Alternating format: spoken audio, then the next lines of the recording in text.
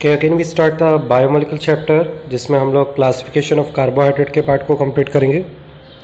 इससे पहले हम लोग ने बायोमोलिक्यूल्स और कार्बोहाइड्रेट के बारे में पढ़ चुके हैं, डेफिनेशन के बारे में।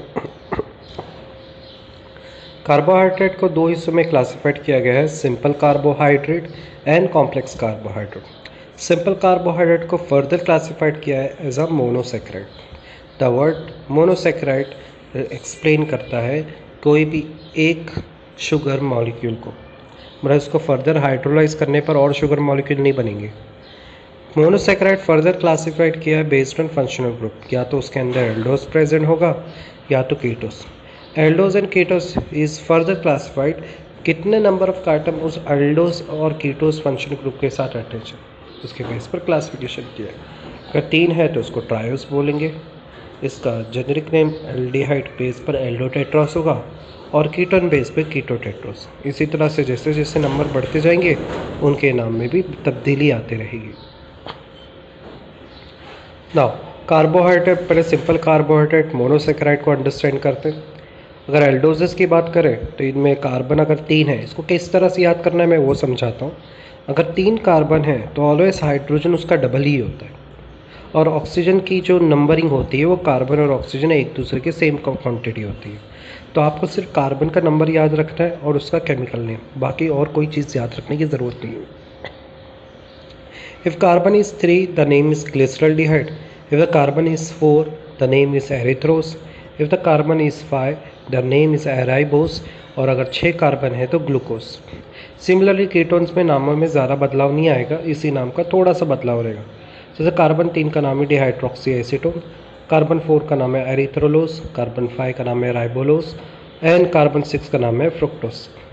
एक एग्जांपल पे थोड़ा नज़र डालते हैं। जैसे राइबोस पे देखो ज़रा, राइबोस का कार्बन आइटम कितना है 5, तो हाइड्रोजन ऑलवेज डबल होगा, तो 5 का डबल कितना होता है 10। और मैंने क्या कहा था, कार्बन और ऑक्सीजन की वैल्यू ऑलवेज सेम रहेगी, दोनों ही 5 है। तो इसी ये तरीका है इसको याद करने का। अब हम लोग को सिंपल कार्बोहाइड्रेट के बारे में जानकारी, अब हम लोग को कॉम्प्लेक्स कार्बोहाइड्रेट के बारे में पढ़ना है। कॉम्प्लेक्स कार्बोहाइड्रेट को 2 हिस्सों में डिवाइड किया है, oligosaccharide and polysaccharide. First we understand oligosaccharide. Oligosaccharide ऐसे मॉलिक्यूल को बोलते हैं जिनको हाइड्रोलाइज करने पर, ही कार्बोहाइड्रेट ही है, हाइड्रोलाइज करने पर 2 to 10 यूनिट के मोनोसेक्राइड देंगे। 2 to 10 यूनिट मतलब हाइड्रोलाइज हो रहे तो फ्यू मोर मोनोसेक्राइड। जैसे शुगर जो हम लोग रोज़मर्रा ज़िंदगी में जो शक्कर लेते हैं, उसको पानी में डालने पर उसमें से 2 मॉलिक्यूल निकलते हैं। हाइड्रोलाइज का मतलब क्या होता है, उसे पानी में डालना, और उसके अंदर जो 2 मॉलिक्यूल प्रेजेंट हैं उनके नाम है ग्लूकोज और फ्रुक्टोज। तो मैं बोल सकता हूँ कि सेक्रोज एग्जाम्पल है ओलिगोसेक्राइड की। ओलिगोसेक्राइड को फर्दर क्लासिफाइड किया कि हाइड्रोलाइज होने पर कितने प्रोडक्ट बन रहे हैं उस बेस पर। डाइसेक्राइड में सबसे अच्छी एग्जाम्पल सुक्रोज की है, हाइड्रोलाइज होने पर वो ग्लूकोज और फ्रुक्टोज देते हैं। नेक्स्ट एग्जाम्पल है ट्राइसेक्राइड, इसमें सबसे अच्छी एग्जाम्पल रेफिनोज है। ये वेजिटेबल में पाया जाने वाला कार्बोहाइड्रेट है। इसके अंदर glucose, fructose and galactose present होते हैं। गैलेक्टोज को शॉर्ट फॉर्म में GAL के फॉर्म में दिखाया गया है। टेट्रासेक्राइड की एग्जांपल स्ट्रेचियोस है, जो कि स्टार्च से मिला जुला रूप है। ये भी सब वेजिटेबल्स में प्रेजेंट का ग्लूकोज होते हैं। इनको हाइड्रोलाइज करने में इनके अंदर ग्लूकोज, फ्रुक्टोज और 2 गैलेक्टोज फाउंड होते हैं। ऐसी बहुत सारी एग्जांपल है। लास्ट और आखिर में पॉलीसेक्राइड होता है। पॉलीसेक्राइड मतलब हाइड्रोलाइज करने पे मोर देन 2 to 10 यूनिट पे ओलिगोसेक्राइड आएगा, तो 2 to 10 यूनिट से ज़्यादा होने पर बनने वाला शुगर या प्रेजेंट शुगर को पॉलीसेक्राइड की कैटेगरी में डाला गया। इसके लिए एग्जांपल होगी स्टार्च, सेलुलोज, गैलेक्टोज। अब आते हैं कार्बोहाइड्रेट को फर्दर क्लासिफाइड किया है 2 पार्ट में, शुगर एंड नॉन शुगर। ये बहुत ही आसान पार्ट है।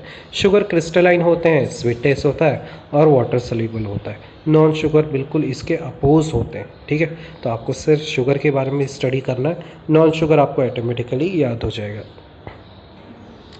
कार्बोहाइड्रेट को फर्दर क्लासिफाइड किया as a reducing sugar and non reducing sugar. अगर वो फैलिंग सोल्यूशन और टॉलरेंस रिएजेंट पर डिटेक्शन प्रेजेंट करता है, ठीक है, तो वो बता रहा है कि उसके अंदर ग्लूकोज प्रेजेंट है, तो उसे रिड्यूसिंग शुगर बोलेंगे। अगर वो टॉलरेंस और फैलिंग सोल्यूशन में खरा नहीं उतरता, निगेटिव आता है टेस्ट, तो मैं बोलूँगा वो शुगर नॉन रिड्यूसिंग शुगर है। कलर में कोई बदलाव नहीं आएगा। ठीक है, तो इस बेस पर डेफिनेशन क्या है, फैलिंग और टॉलरेंस है, ये साइंटिस्ट के नाम है, और उन्होंने क्या बोला है, अगर ये फैलिंग और टॉलरेंस रीजन में रिड्यूस होते हैं तो ये रिड्यूसिंग शुगर कहलाएंगे। कहते हैं कि सारे के सारे मोनोसेकेराइड रिड्यूसिंग शुगर होते हैं। डाइसेकेराइड जिनके एल्डिहाइड और कीटोन ग्रुप फ्री हों तो ही वो रिड्यूसिंग शुगर कहलाएंगे। एग्जाम्पल है मेल्टोज एंड लैक्टोज, ग्लूकोज, बहुत सारे एग्जाम्पल ले सकते हैं। नॉन रिड्यूसिंग एजेंट, इसके अंदर जो एल्डिहाइड कीटोन्स होंगे वो फ्री फॉर्म नहीं होंगे, ये बॉन्डेड फॉर्म होंगे, ठीक है। मतलब ये भी शुगर मॉलिक्यूल्स ही हैं, पर ये कैसे फॉर्म है, फैलिंग और टॉलरेंस रीजन में डिटेक्शन नहीं होते। एग्जाम्पल सुक्रोज है, सुक्रोज के अंदर ग्लूकोज प्रेजेंट है, फ्रुक्टोज प्रेजेंट है। ग्लूकोज में एल्डिहाइड ग्रुप प्रेजेंट होता है और फ्रुक्टोज के अंदर कीटोन ग्रुप प्रेजेंट होता है। अगर एक्चुअली बिना हाइड्रोलाइज में ये दोनों जॉइंट बॉन्ड फॉर्म में प्रेजेंट होते हैं, जिसकी वजह से ये डिटेक्ट नहीं हो पाते कि वो ओरिजिनली एल्डिहाइड फॉर्म में नहीं होते। अब हम लोग जो ग्लूकोज, फ्रुक्टोज, बहुत सारे स्ट्रक्चर की जो स्टडी कर रहे हैं उसको बेटर तरीके से 2 डायमेंशन स्ट्रक्चर की स्टडी एमिल फिशर ने की। 92 में उन्हें नोबेल प्राइज़ मिला। उन्होंने फर्स्ट टाइम एक रोटेशंस और इनिशियोमर्स के बारे में, ग्लूकोज मॉलिक्यूल के बारे में एक्सप्लेन किया। उन्होंने ये पाया कि एक ग्लूकोज मॉलिक्यूल के स्टीरियोकेमिस्ट्री को चेंज करने पर हमें 16 पॉसिबल आइसोमराइज्म मिल सकते हैं। कहते हैं कि हमारे रोज़मर्रा लाइफ में हम जो ग्लूकोज लेते हैं वो डी और पॉजिटिव फॉर्म ग्लूकोज होता है। अब यहाँ पर हम लोग डी और एल के बारे में समझते हैं एक छोटी सी सिंपल एग्जांपल लेकर। यहाँ पर मैंने 2 ग्लिसरल्डिहाइड बनाए। ये जो फॉर्म है इसको 2 डायमेंशन स्ट्रक्चर बोलते हैं, क्योंकि इसमें सिर्फ टर्मिनल के कार्बन दिखाई देते हैं, पर सेंट्रल में जो क्रॉसिंग के इंटरसेक्टिंग लाइन जहाँ पर स्टार बना है वो भी एक कार्बन ही है, पर उसको रिप्रेजेंट नहीं किया जाता है। तो पहली एग्जांपल में 3 कार्बन है तो इसका नाम क्या रहेगा, ग्लिसरल्डिहाइड। अरेंजमेंट पे ध्यान दो, इसमें एक कार्बन जो इंटरसेक्टिंग है उसमें OH राइट साइड में।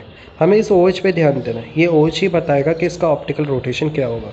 अगर OH राइट साइड में तो इसे डी ग्लिसरल्डिहाइड बोलेंगे, और अगर OH लेफ्ट साइड में है तो इसे एल ग्लिसरल्डिहाइड बोलेंगे, ठीक है। तो इसके लेफ्ट और राइट से हम लोग इसकी ऑप्टिकल एक्टिविटी के बारे में अंडरस्टैंड करेंगे। इस तरह से हम बाकी स्ट्रक्चर की भी स्टडी इसी तरह से कर सकते हैं।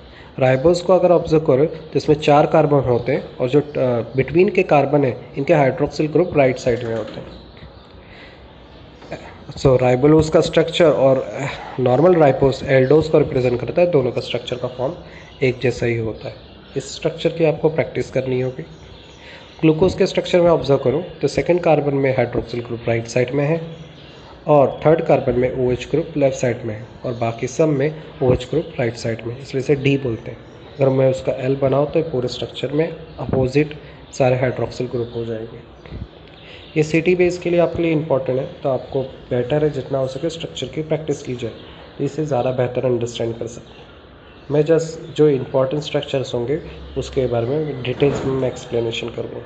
यहाँ पर ये सारे जो स्ट्रक्चर्स हैं ये इंपॉर्टेंट स्ट्रक्चर्स हैं जिनके बारे में ज़्यादा पूछा जाता है एग्ज़ाम में।